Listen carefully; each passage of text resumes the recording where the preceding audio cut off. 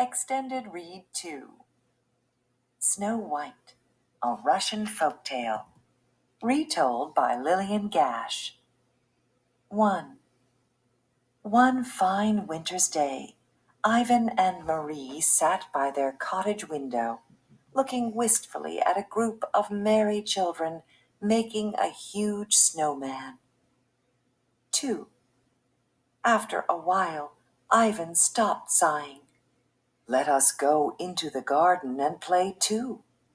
Marie smiled and agreed. 3.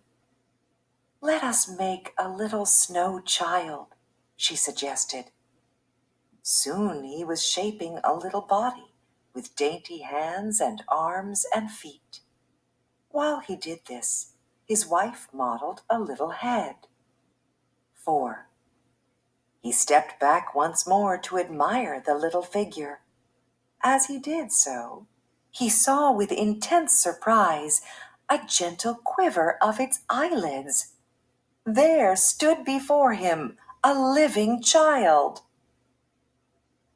Think, speak, listen. Why did Ivan and Marie decide to go into the garden and play? How did this decision influence the events of the story? 5.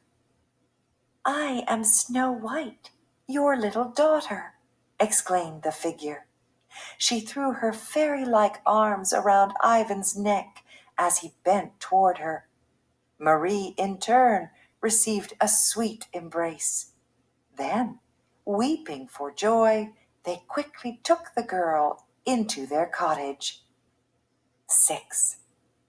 Snow White's hair was like fine spun silk.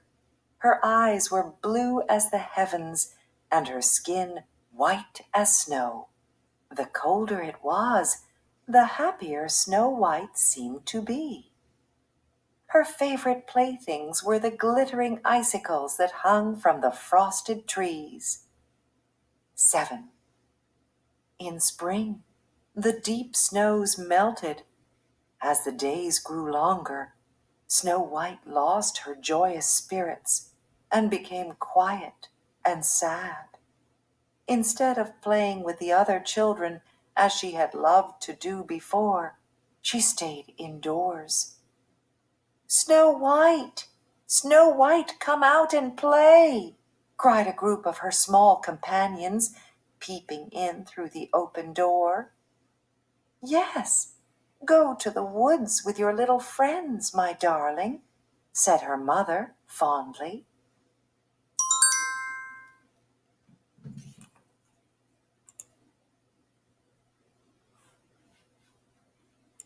Extended Read 2 continued. 8. Snow White left the cottage reluctantly, for she would far rather have stayed at home. Her soft blue eyes dropped tears as she glanced at her father and mother, but they told her to go and play. 9. A bonfire lit up the marketplace that night.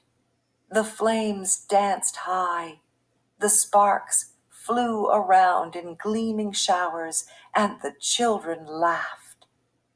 10. "Look at us, Snow White, and do as we do," said first one and then another, jumping over the fire. Suddenly, they saw that Snow White had vanished. "Where are you?" cried the children. But there was no reply.